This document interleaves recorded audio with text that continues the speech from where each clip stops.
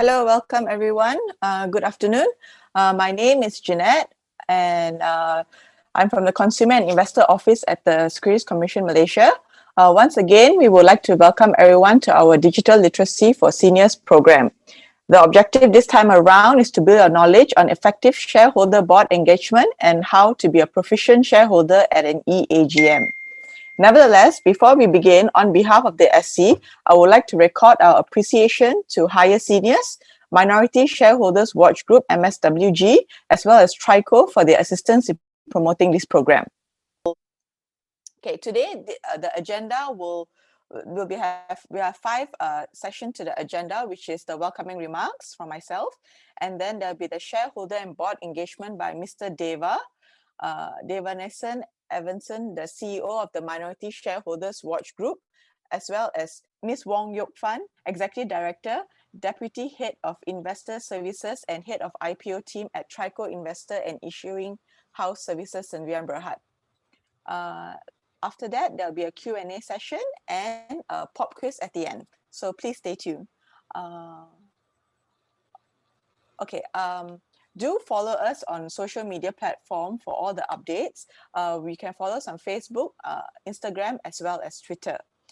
We would like to invite Mr. Deva now. However, let me give a bit of an introduction of Mr. Deva. He is a qualified accountant, FCCA, who is also a chartered member of the Malaysian Institute of Accountants. He holds a law degree from the University of London. He's a fellow member of Institute of Internal Auditors Malaysia. Devanesan retired from Bursa Malaysia in 2010 after serving Bursa Malaysia for 18 years. He started his career at Bursa Malaysia as Head of Internal Audit and Risk Management. He was also at one point in time the Chief Regulatory Officer and later the Chief Marketing Operator Officer of Bursa Malaysia. We'd like to welcome Mr. Deva to start your presentation. Yeah. Thank you, Janet, and good afternoon, ladies and gentlemen. Welcome to the session. I have about 5 slides to share with you, and I'll probably take about 20 to 30 minutes. Let me just get the share screen and get the slides on.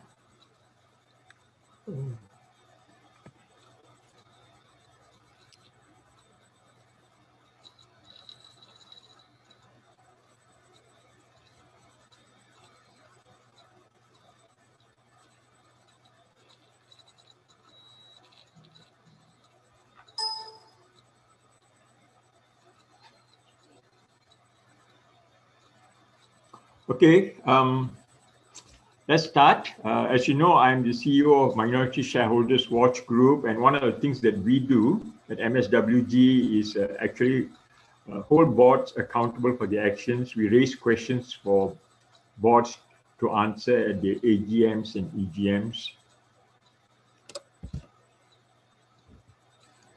Now, let's start off with shareholders' rights.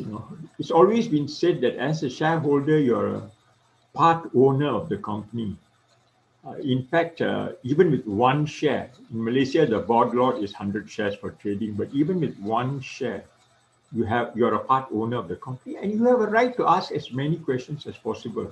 I still remember there's one AGM where one of my colleagues attended and the board member the chairman just told us, you only have 100 shares. Why are you asking so many questions?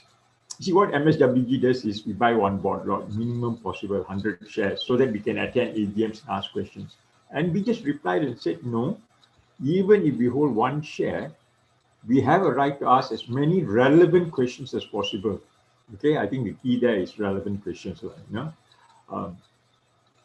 Some of the fundamental rights of the shareholders are provided under the Companies Act, including the right to attend, speak, and vote at general meetings. Okay, so the Companies Act actually uses those words, the right to attend, speak, and vote at general meetings. But of course, nowadays, we have virtual AGMs and EGMs because of the pandemic. So the word speak is interpreted as being able to ask questions through chat boxes, type in questions, not literally speak vocally, okay? So virtual AGMs speak is interpreted that way. And of course, you probably know if you've attended any virtual AGM that it can be quite challenging compared to the physical AGM. We at MSWG too feel that challenge.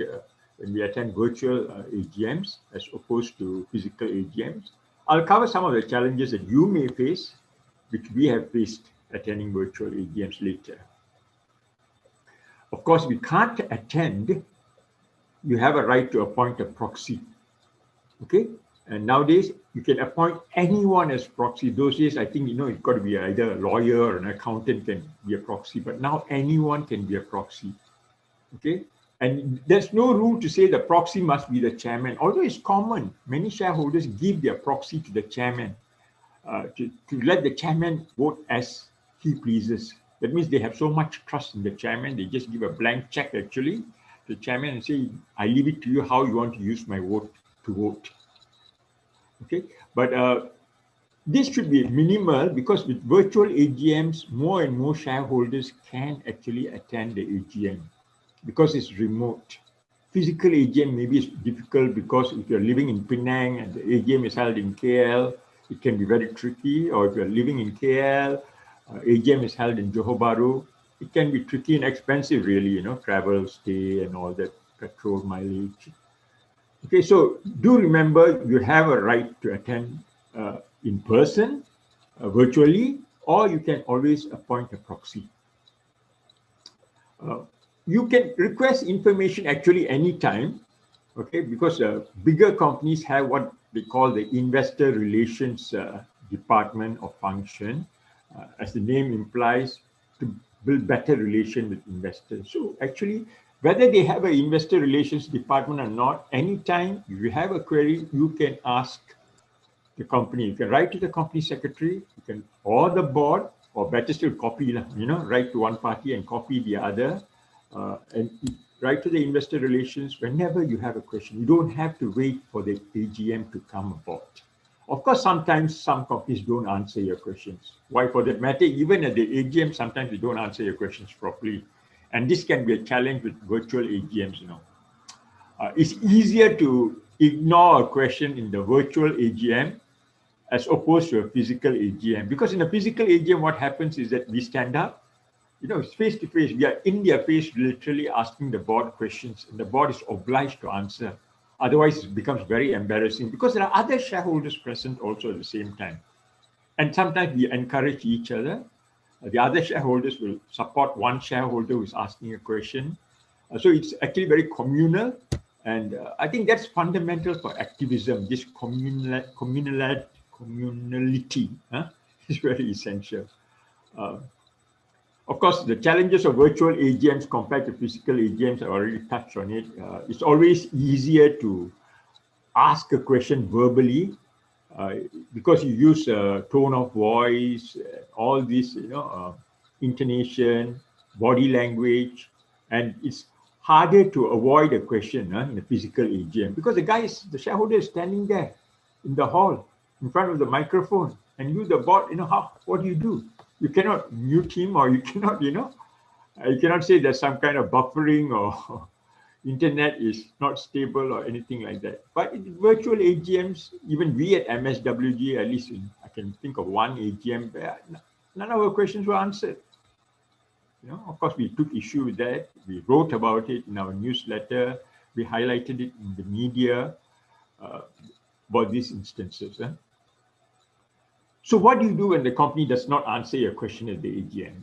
With virtual AGMs, the only way to ask the question is to type in a question through the chat box. And like I shared with you earlier, it's quite easy for the company to just ignore what you have typed in as a question, and then get more and more frustrated. Like in our instance, MSWG, we typed in the same question twice, and still it was not answered. But this is not widespread. Let me share with you. Only a handful of companies that ignore shareholders' questions or don't give enough time for question and answers. The majority of the companies are responsible. They do answer shareholders' questions, and they do allocate adequate time, depending on the size and the industry of the company, the sector. So the first thing you do is that, okay, your question is not answered in AGM and the AGM is over. Okay, you try to follow up with the board or the company secretary of the PLC to ask them, why did you not answer my question? Maybe they had a valid answer. Maybe they have a valid answer. We don't know. If the answer is not valid, then you can always come and liaise with us at MSWG. Okay. Of course, your final avenue is actually go to the regulators, but let's exhaust all these options first. Give feedback, ask the company secretary, the board, why was my question not answered, you know. Then if you're not still happy with the answer, come, you can have a chat with us. Okay. Of course, the Companies Act allows for certain, the Companies Act allows for certain rights, but to be practical, like Section 346 and 347, you know, they talk about oppression of minority shareholders, derivative action, which the shareholders bring about on behalf of the company. But to be practical, many minority shareholders especially don't have the deep pockets, the money to hire lawyers, or the time to spend on taking a legal action. Yeah? So we must always be very practical end of the day. You know? You don't have to stay invested in a company that you're not happy with. After exhausting all these avenues, you still feel you're not happy. Let's be very pragmatic. Let's be very practical. You can always sell the shares. There are about 850 odd public listed companies, many good companies. You can just shift your funds to somewhere else. Okay. Let's be realistic, pragmatic. These rights are there, but then sometimes you may find that it's just not worth your time or your money to pursue this kind of legal action. Okay, how do we engage with the board? Physical AGM, virtual AGMs, similar, same actually. Okay, but only thing is one, physical AGM is easier, like I said, because you ask the question verbally. We all know it's easier to ask a question than to type a question. You can speak faster than we can type. But nevertheless, there are about 5 principles which are common. When you engage with the board, when we ask questions of the board, our questions must be clear, concise and precise, not go all over the place. In fact, in a way, the chat box forces us to be concise and precise. Okay, because you can't take so long just typing the questions. Verbal questions can, sometimes I've seen shareholders at AGM also, they go somewhere else, they go all over before they come to the question that they want to ask. So whether it's physical or virtual, our questions must be clear, concise, and precise, to the point. And of course, ask relevant questions. What do I mean by relevant questions? There are some AGM, like I give an example, AGM of a telco. Okay, if you're a shareholder and if your June bill for the telco is understated or overstated, or you've been wrongly charged, the AGM may not be the venue for you to raise that question. There are probably help desks. In fact, better companies actually have a help desk outside the AGM hall to handle these kind of things. So these kind of operational things are not really an issue for AGM.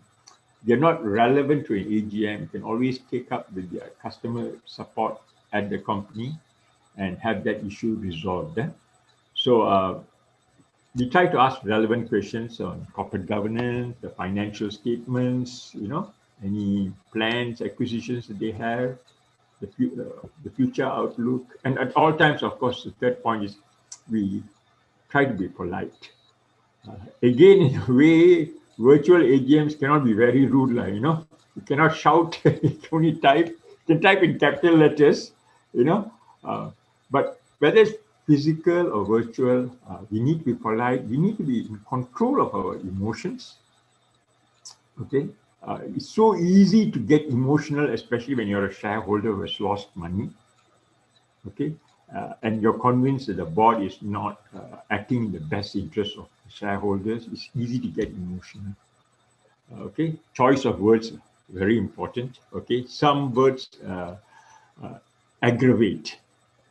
They're aggressive words, So once you start with the aggressive line of questioning, human nature is that they also become aggressive, or they just clam up.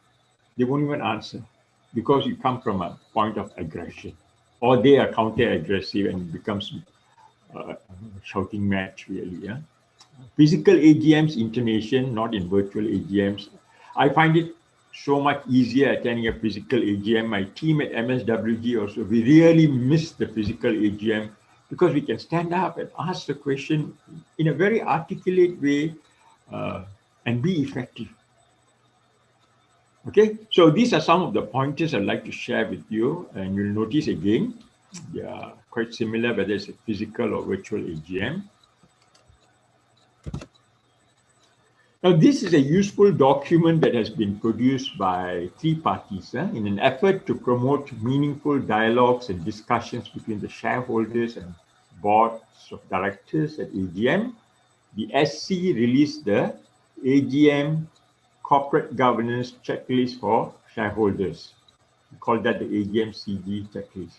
It was jointly developed by the SC, MSWG, and the Institutional Investors Council, IIC. The AGM CG checklist highlights issues which shareholders should consider prior to attending the AGM and also at the AGM. What are the kinds of questions to ask at the AGM? The AGM CG checklist can be downloaded from the SC website. That's the address. Now, what is the good thing about this AGM CG checklist? Only about 3 pages. Colorful, nice large font size, very readable. Okay, they divided it before AGM. Before the AGM, what are the things you should do, prepare, look out for at the AGM?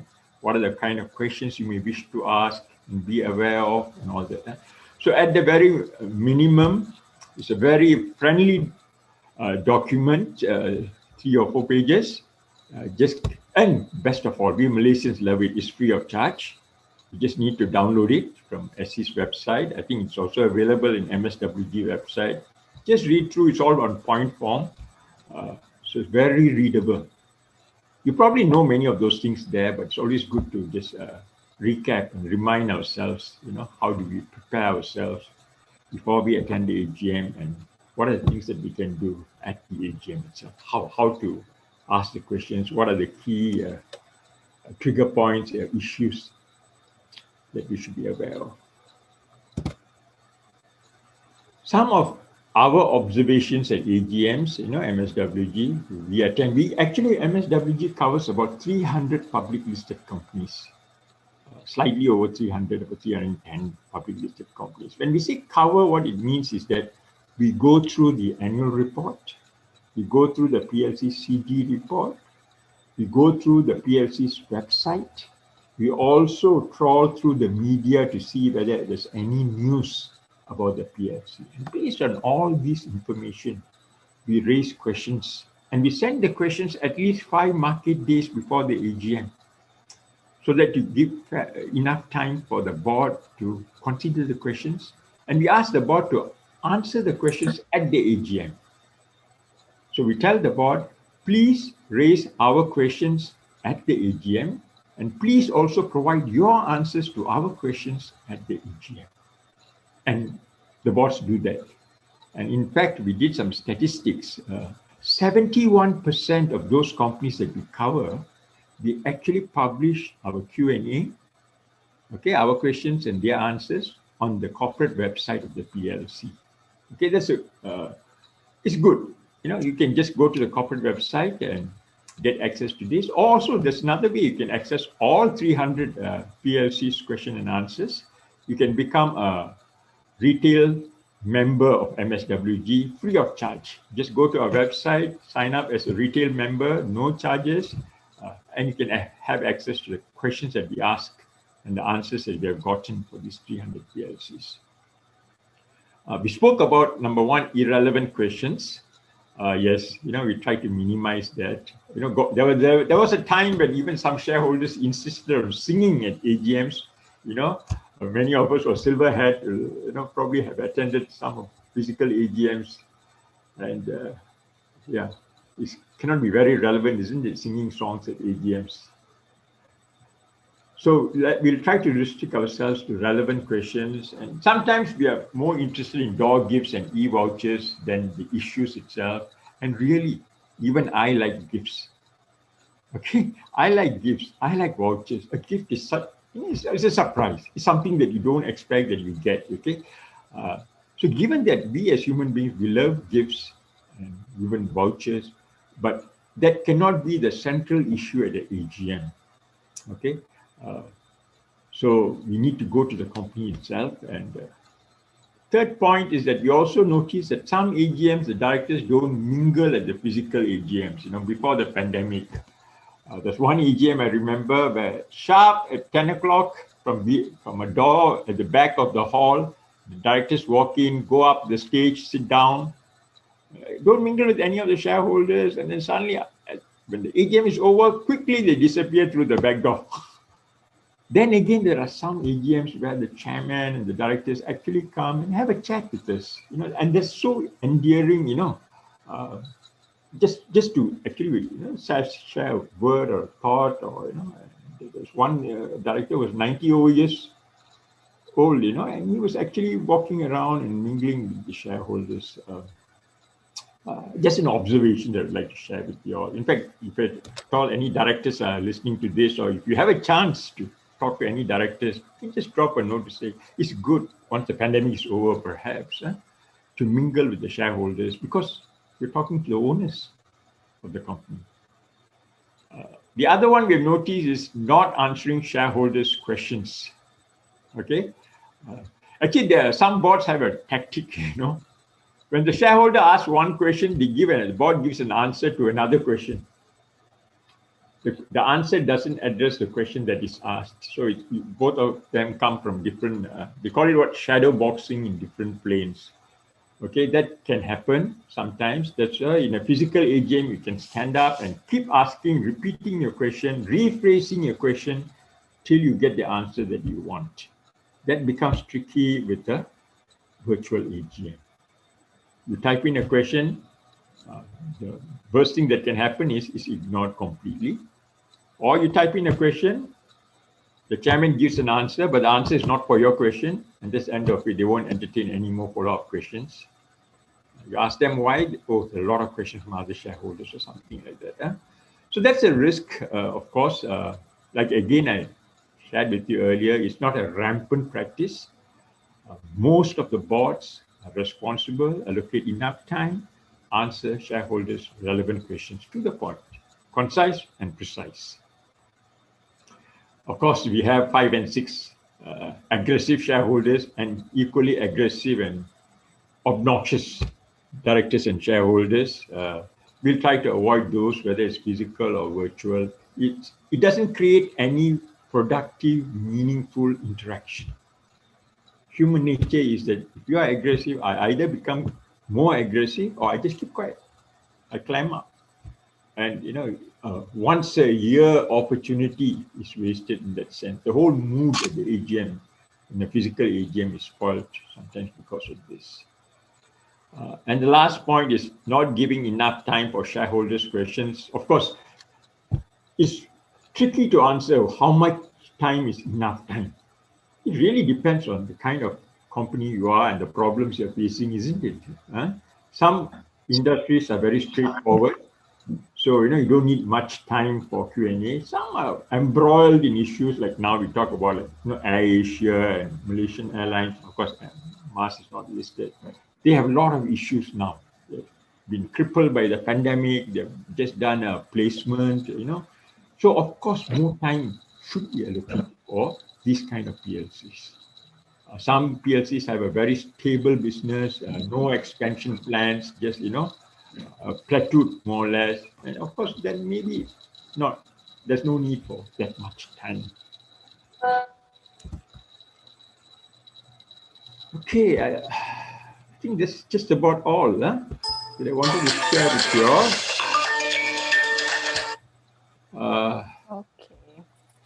Okay, I'll pass it back to moderator Janet. Okay, thank you, Mr. Deva, so much for your. You're welcome.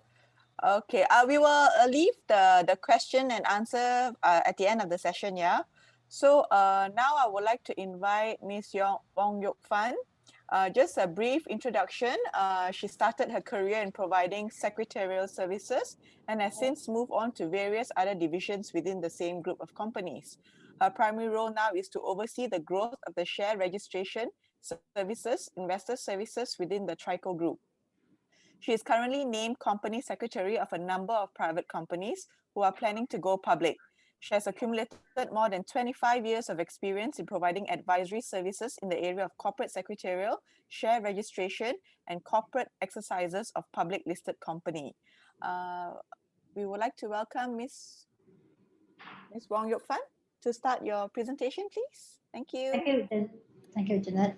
Good afternoon, everyone. Thank you for inviting me for this event. I will have about 30 minutes. Firstly, I will share with you some of the behind the scene information before you watch the live AGM. And then I will also share with you our platform that allow you to participate at this virtual AGM. Some of the points to note where a lot of calls that come to our office, we found out that there are some problems that we need to highlight to the to shareholders or participants who join virtual meeting. And partly also because they are in the market now, they are a different platform provider using different method to allow the remote participation. So I can understand that why shareholders sometimes can be confused with the different method. Okay, so I will be highlighting some of this, and I have a short video basically to share with you what do you need to do when you want to join a meeting which is organized by Tricor. Okay, so give me some time. I call up my file first.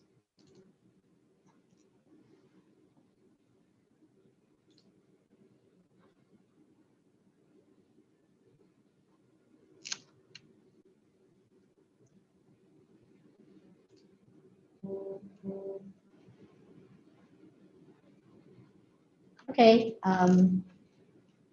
I'll start with this picture. I'm sure all of you are very familiar with this picture. I think like Mr. Deva just now mentioned, a lot of you miss the meeting face-to-face with each other and, having the face-to-face conversation with the directors of the PLC. We ourselves also, miss all these events. We have been doing the virtual meeting for about a year already, okay? So I can see that for shareholders, most of shareholders are getting used to it.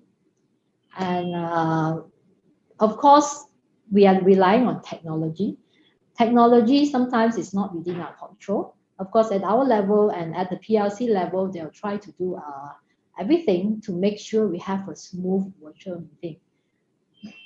Now, you are not the only one who is facing the drastic change. For the PLC, organizing a physical meeting and organizing a virtual meeting, it's also a big challenge to them. For example, one of the questions that my client always asks me, will my shareholder able to join the meeting? Will they have any problem? So that was the question that asked by most of my clients initially, especially last year. To be fair to them, they are really very concerned whether the shareholders who have been, going to hotels, attend meeting, will they be able to participate with all this technology? Now, I have asked this question before, so who is supposed to educate the shareholders so that they know how to join the meeting, where to click and all those things? Okay, so that was last year. So a lot of things has happened.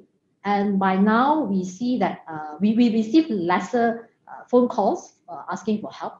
I think by now a lot of you all are quite expert in all this.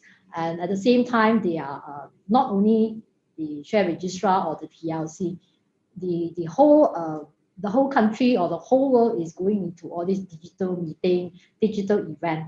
Even during the recent Chinese New Year, a lot of this reunion dinner and all that, people do virtual. Okay, so most of us are getting used to this new trend.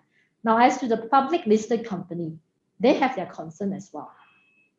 Now you see the picture on the right is the broadcast venue. Now you see no one there. You can only see lighting, camera, TV. You can imagine the chairman or the few other board members who are at the broadcast venue. They don't see anybody. They have to talk to the camera. The most they see is a few camera crew there. So it is also something for them to learn to adapt. So we have been helping a lot of PLC. By now, we have done about, I think, close to 300 virtual meetings. I can tell you, I can share with you, those who do the first one, they have been struggling also, okay? I'll try to share some of the challenges. Now here I put up a comparison, physical, virtual, and hybrid. I will try to focus more on the virtual part of it. Now meeting venue, I think most of you by now, you know, there is a broadcast venue. The picture I showed you just now, that is a broadcast venue. Well, no walk-in is allowed. And during MCO, you may also have to follow the strict guidelines by SC. Only 8% is allowed in the room. So with that, you can imagine who will be the 8%, because the production crew may take up 3 or 4 positions already with ourselves, with us, you know, guiding them what to do and all that. Now, those who are there, we always tell them only those who likely to speak will have to be at the broadcast room. The rest will be joining in remotely. Now, I know as a remote participants for virtual AGMs, you have a lot of challenges in terms of when it comes to submitting your questions and all that. It's a similar challenges that the board members is facing or the senior management is facing, especially for companies where their business is very diversified. I mean, in the past, I'm sure some of you have attended those meeting, AGMs, where you can see the board members, and there's another row of people sitting, you know, behind or on the floor, first row. They are all the senior management. They could be all the head of businesses, which are ready there to answer questions. Now, when they do a virtual meeting, where are all these people? They can't be in the broadcast room. We usually don't have a big broadcast room that can fit all these things, and it's also against the SOP to house everybody in the room. So these people will also be all remotely. Then the challenge to the whole team is the communications. All the senior management or the other directors, they could be joining from home, they could be in the office somewhere else and all that. So the communication among themselves is already a challenge. Okay, so for the chairman, most of the time they are non-executive chairman. So they also rely on the senior management or some of these executive directors who may not be sitting in the board of the listed company to help them to answer some of those questions. So these are the challenges they have. For a virtual meeting, I always tell my client, the chairman is the main actor. He will read the script from the beginning, welcoming all the participants, introducing the board members who are either at the broadcast venue or joining remotely. Then you may be able to see those remote, joint remote directors, their frame from Zoom or whatever will be shown on the screen for you to see, just for a few seconds, okay? Then after that, the chairman will go through the motion, the agendas, and giving you guidance how to vote and all that. The most challenging part is actually handling the Q&A session.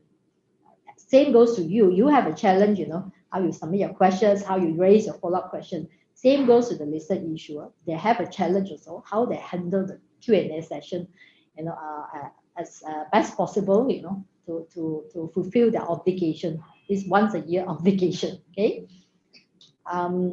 As to the other participants to this virtual meeting, one of them is actually the scrutineer who verified the poll result. They also have to join, to do remotely. They may not be in the broadcast venue.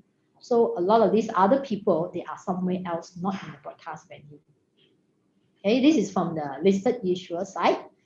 Now, hybrid meeting, we have not seen many hybrid meeting yet.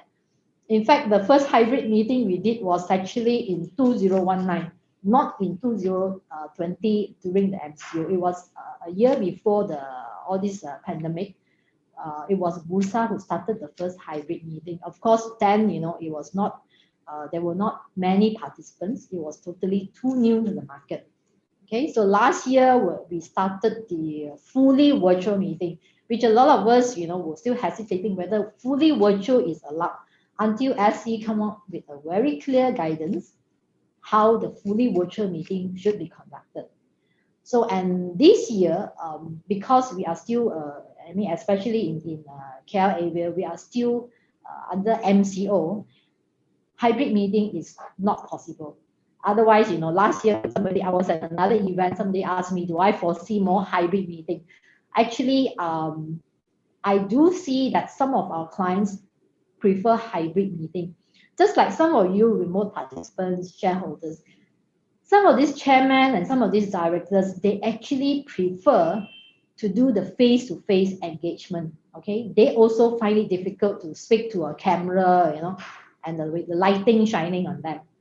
And in fact, some of our clients last year, now when you have MCO, change to CMCO or RMCO, they thought they can do physical.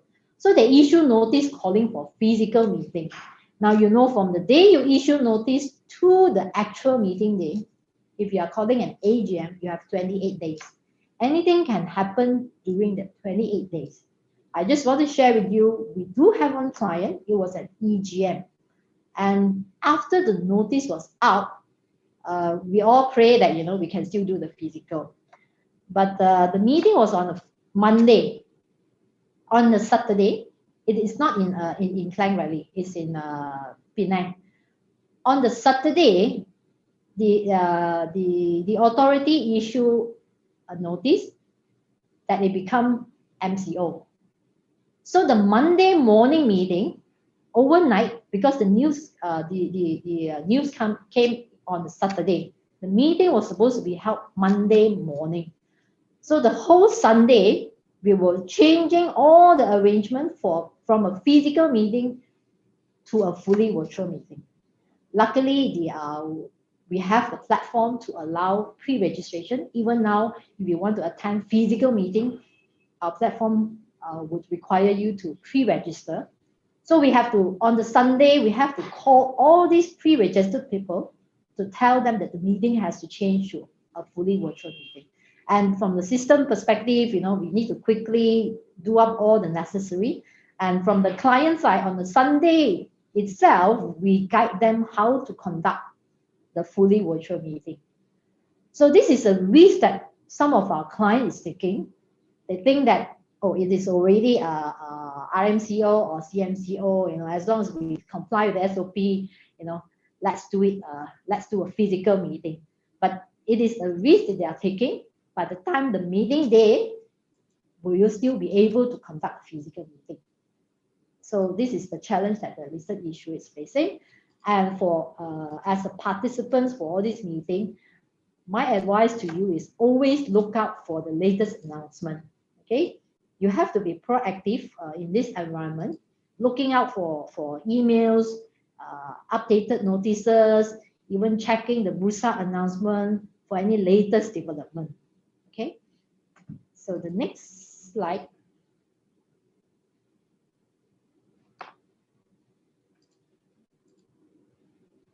Sorry. Okay, next slide is on the shareholder. As a shareholder, now what are the differences that you are facing now? For registration, now physical meeting, you just go to the meeting, show your IC and register. For fully virtual, you have to do a pre-registration. A lot of the platform in town also require a pre-registration. Pre-registration online, so you make sure you have the internet connection or your handphone, notebook to do your pre-registration, and always watch out for the notice as to how to do it. And proxy appointment, like Mr. Deva said, now you can join from anywhere, unlikely that you still need to appoint a proxy. So if you need to appoint a proxy, nowadays a lot of PLC is offering e-lodgement of proxy forms. Tricor platform also have this module, which some of you may have used it before. You e-submit instead of going out your house, go and drop it at the share registrar office or at the PLC office. Now questions, like as Mr. Deva said, no verbal. You have to make sure you write. When you write, please be precise. I've been seeing all the questions submitted by the shareholders for a lot of our clients meeting. Now there is one shareholders who actually typed in 11 questions and he numbered all his questions. 11 questions. I look at the questions. First thing in my mind is this an analyst or a uni student trying to do a thesis? 11 questions all on figures in the financial statement. Okay, so those are the questions that when the management or the directors look at it, how are they going to answer this? If he answer these 11 questions, he may not have enough time to deal with the other questions. So that's why some of you all will be wondering why some questions are being omitted. Some of these questions, it's really a challenge for them to reply. So we always advise our client those questions that they are not able to answer during the live meeting, reply via email subsequently, or post all the answer on the website after the meeting. Okay, the next thing, voting. Voting is no longer voting on site, voting remotely. Voting remotely, and also same thing, join the live meeting. The very important thing is you make sure you have your internet connection and the device that you use. Okay, if you use a handphone, the screen may not be big enough. So for us, we always advise you to use a notebook or a desktop, which you can see a bigger screen. Okay. Now the next is going into the slide. Okay, this is the notice that I was talking about. Make sure you read the notice properly. Which platform to log in to do your registration? Okay, this one is, of course, it's our own TIH online platform. I'm just showing one example of the extract from the administrative notes. And make sure you check whether it's a physical meeting, or a virtual meeting, or a hybrid meeting. We have encountered shareholder walking into a broadcast venue where the meeting is supposed to be fully virtual. Okay, you have no choice. You can't enter. They will ask you to go back home. And in this case, likelihood that you have not registered. Okay, for joining remotely, you definitely need to do a pre-registration. Now, after you register, there will be a verification process at the back end.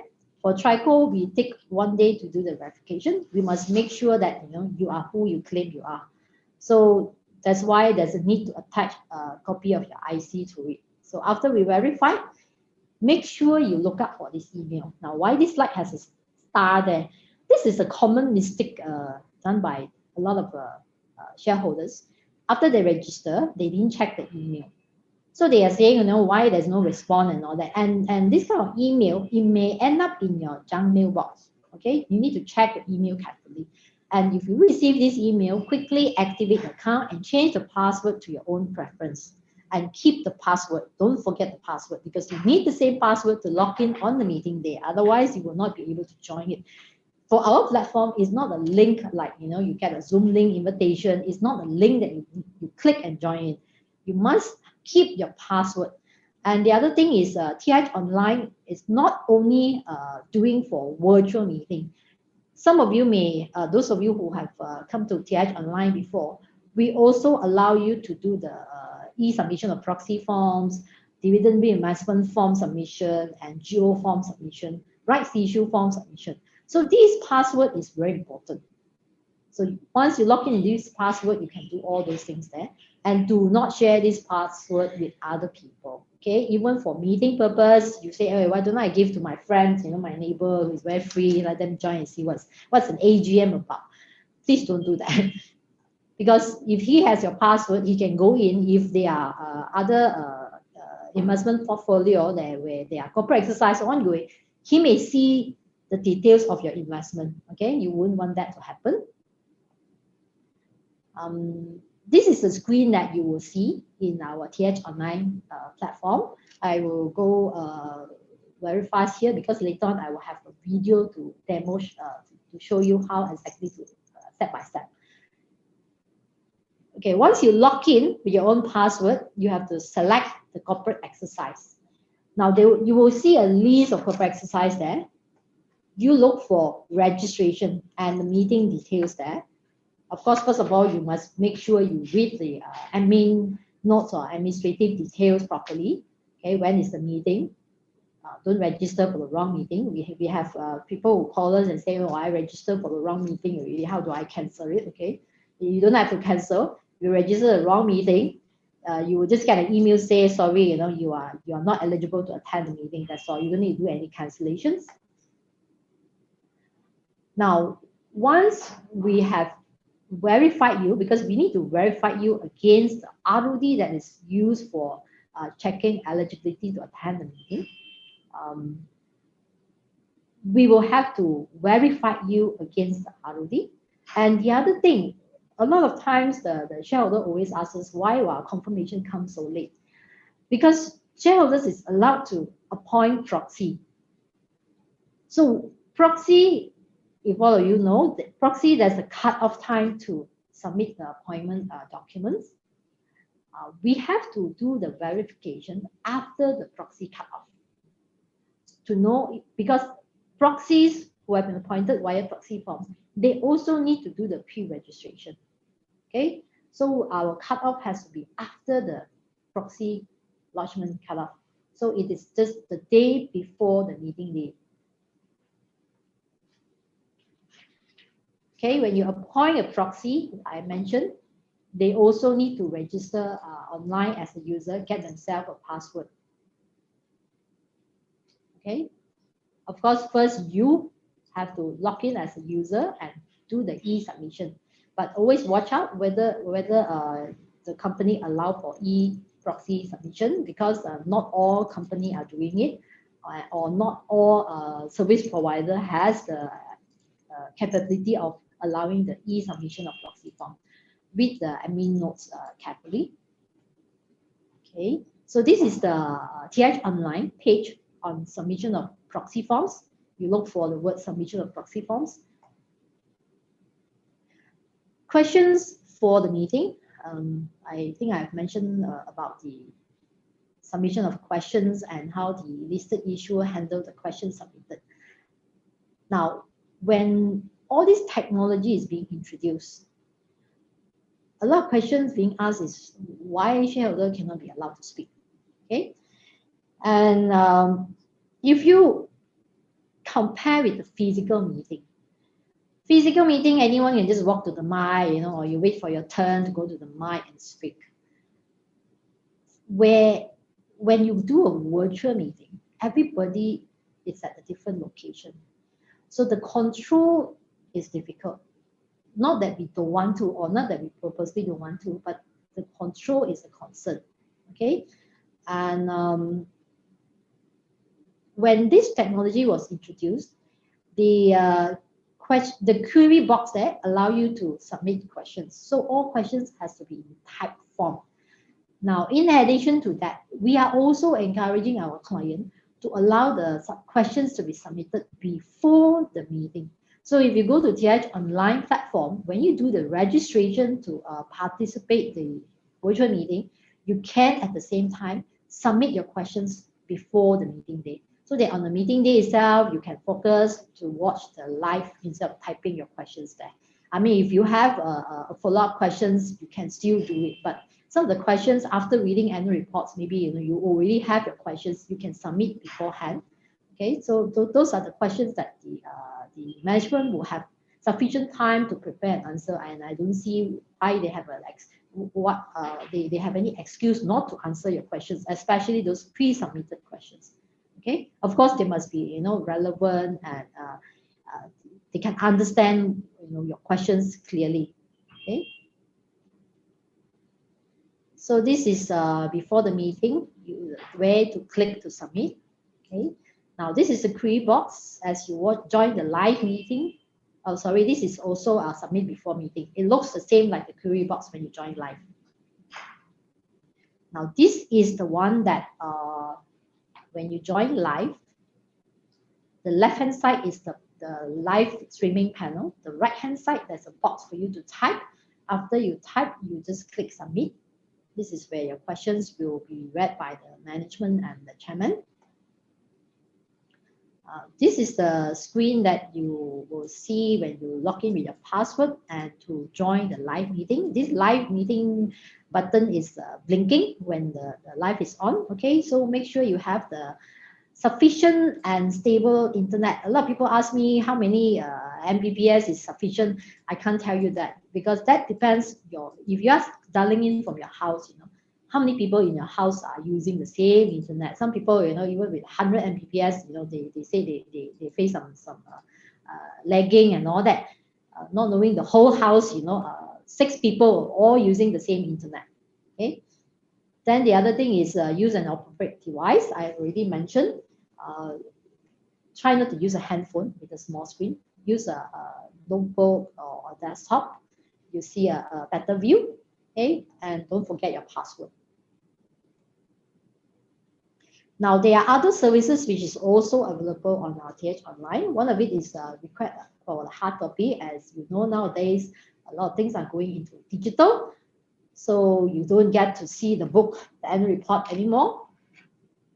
They will usually give you a link that you have to go download and read it digitally. So if you still want to keep a copy of the book, you have to submit your request, and our platform can actually allow you to e-submit. You don't have to fill in a form or download, print a form, fill it in and send to us. You don't need to do that, okay? And also those of you who need some forms, for example, conversion of warrants, or iCards and all that, the forms are also available for you to download. But some of these forms, may be going into digital already. Okay, and I also, I come to my last slide already, and I've mentioned before, the platform can also be used for dividend reinvestment plan, rights issue, and proxy form. So read the notice that comes to you, whether all this e-submission is allowed. Okay, that's the end of this slide. The next, I have a 3 minutes video to share with you.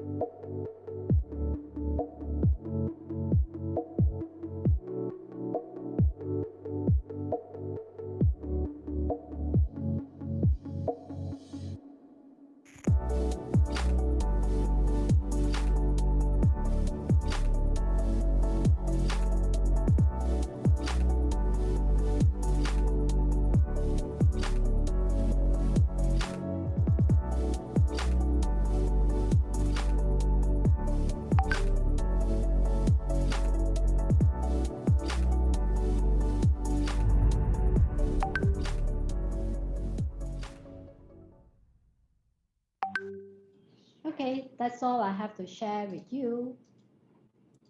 I shall hand over the floor to Jeanette. Okay, thank you, Ms. Wong, for your presentation. We would actually like to note that there's a lot of positive feedbacks on people who attend your virtual AGMs that's handled by Tricor. So Yeah, very I good for noticed that. that. Yeah, thanks for the support. All this while. I hope they manage to find their way to join the meeting. I always remind my staff. Make sure you educate them, guide them. Step by step. Okay, so we can start the Q&A. There's quite a lot of questions, I think, but we've picked a few and we forwarded to Mr. Deva but don't worry everyone, because answer questions that we got no time to answer today, we will get the answer for you and load it together onto our YouTube channel and our social media platform. So we will just like to, maybe we start with Mr. Deva first on some of the questions that we managed to pick out. Okay, Which one you can thank answer? you, Janet. A lot of good questions. One of the questions relates to whether MSWG is going to cover more companies, PLCs. The past, as I said, we covered 300 PLCs, and guess what? For 2021, we have challenged ourselves to cover 10% more, 330 PLCs.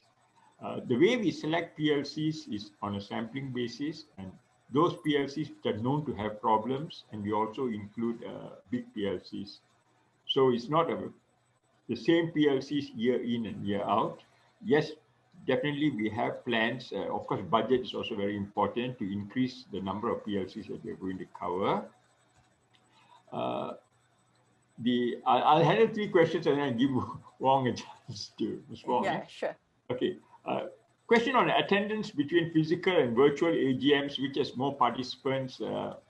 I think the physical AGMs have more participants for two main reasons. One, most physical AGMs have door gifts and also have hospitality, food and beverages. And number two, with physical AGMs, you have this camaraderie. You meet your friends, you chat with your friends, you discuss about which companies to buy or sell and all that, which is not available in virtual AGMs. So based on my experience, I've noticed that virtual AGMs attendance is lower compared to physical AGM. Okay. Will physical AGMs be brought back once the pandemic is over? We sincerely hope so. Okay. We believe at MSWG that physical AGMs are important for shareholder activism. It's all about that communal feeling where shareholders get together and ask questions, and we understand each other's questions and all that, you see. So we hope so, but there's a risk that going forward, even without the pandemic, many companies may actually resort to virtual AGMs. So this is one area. Mr. Deva, Yeah. don't worry. You definitely get to attend physical meeting again, because we have already clients who couldn't wait, to do a physical meeting. Okay. Oh, Ms. Wong, very good. Very happy to hear that. I'm encouraged, To them, it's also a challenge. Doing a virtual meeting is really very challenging for them also. So Yeah. some of these directors, they also love the face-to-face engagement. Right. I mean, these are the sincere boards, the majority of the boards are sincere boards which want to communicate with shareholders. I'm very happy to hear that, Ms. Wong. Okay. As to the participants, you are right. The number of participants has reduced, especially if we have a few counter that, if you go to meetings places, you see thousands and thousands of people. Sure. Yeah, those are there for a different reason. But like I always tell the client, when you do a virtual meeting, now you get a different group of participants. Are more really serious about the company's business and all that. So you get a lot of good questions. True. So compared to you hold like a fiesta, few thousand coming, get the goodies, get the freebies and enjoy themselves there. Exactly. In fact, just to echo what Ms. Wong has said, even with the physical AGM, the number of people who register and the number of people who are in the hall are vastly different. Yes. So all the hard work, preparing thousands and thousands of people, but you end up seeing like 200 people there. Yes. There's one question about unknown or dubious platform providers and even, dubious registrars. Okay. Unfortunately, platform providers are not regulated. Like you all rightfully pointed out, there are some platform providers who are really excellent, up to the mark, and there are some which are not so excellent. Okay. So that's the situation right now. There's no regulation. It's a lot like the physical AGM, you know, there's no regulation as to what kind of hotel or sound system that you're supposed to use at a hotel. So we don't know whether going forward, if there's enough feedback, maybe the regulators will say, or somebody will say that you have to be registered with us as a platform provider. Ms. Wong? Yeah. Now, you see, some of these platform providers, if you notice, they are not share registrar. They are just an IT company. So the services that they provide to the listed issuer may also not be a full suite.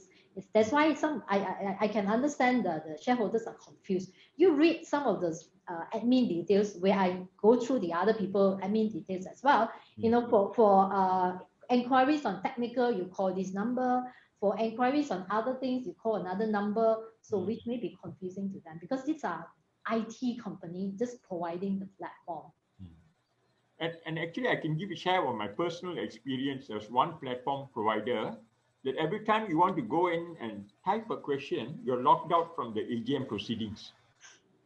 So you don't know what's happening in the AGM proceedings while you're typing out your question. For all you know, that question may have been answered. Only when you post your question, you're brought back to the AGM proceedings, you see. So, you know, that's a challenge. I can understand where your questions are coming from, you know, those attendees. Okay, the last one, perhaps the last one or two.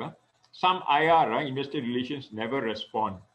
Okay, companies never respond. Okay, that's a challenge. Of course, as I shared with you earlier, you can come and have a chat with us at MSWG, and we'll see how best we can resolve. We'll probably have to look at the kind of questions you're asking. At the same time, we'll try to get an audience for you with the company. Okay, do come and have a chat with us. Yes, and the one question about checks that are more than 6 months and that question is for me, I think. Yeah. Okay, for expired check, you go to TIH online. This one, you just go to the front page. No need a password. You just type in, you know, your which check, your details and all that. We will have people who contact you for the necessary documentation. Likelihood is you need to request for a replacement check. Okay. I think, Mr. Deva, there's another question that maybe you may be interested as well. It's about this pre-registration. Okay. In the first place, I think you notice everyone, including Tricor, has this cut-off time that you need to pre-register. For example, 24 hours or 48 hours before the meeting day. So that was originally what we did as well. Okay. Now, because logically we have a cutoff for the proxy forms. So initially, when we rolled out last year during the first MCO, we say we follow the same cutoff. That's the cutoff for proxy. We cut off the registration for your virtual participants registrations. Now, then we noticed there are a lot of people who missed out, didn't read the admin notes and all these things. So we were trying to look at how we can further improve. So lately, if you notice, we allow your registration even up to the meeting day. Okay. There's one question to talk about 5 p.m. After the meeting on the same day. I don't remember there is such thing. What we say is this now.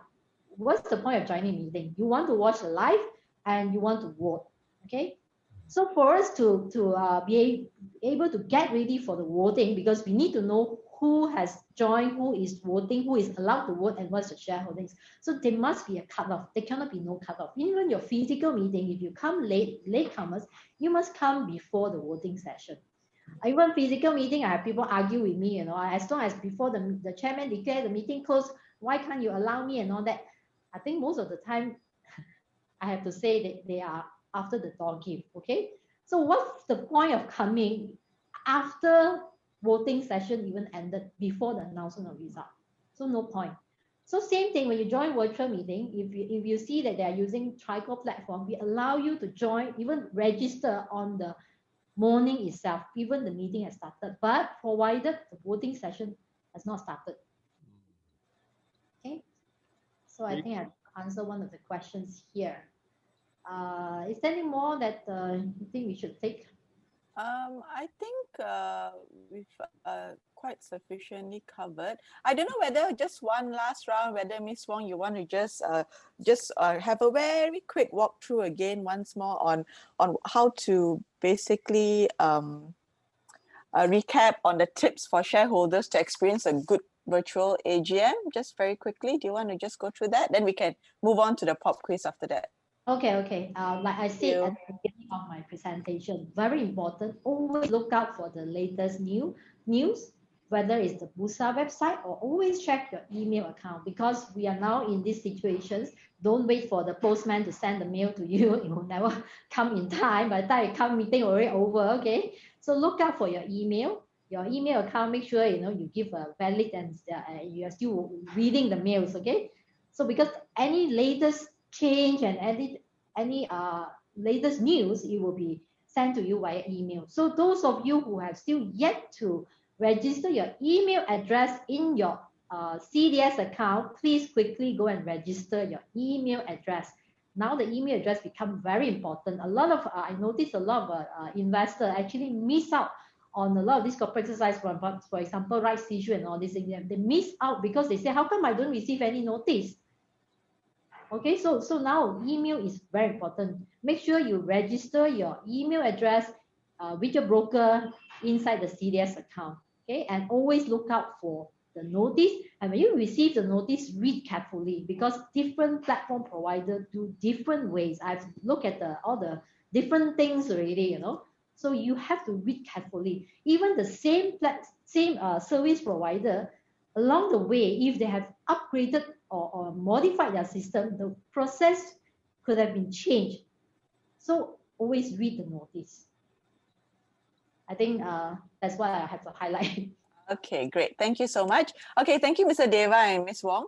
Okay.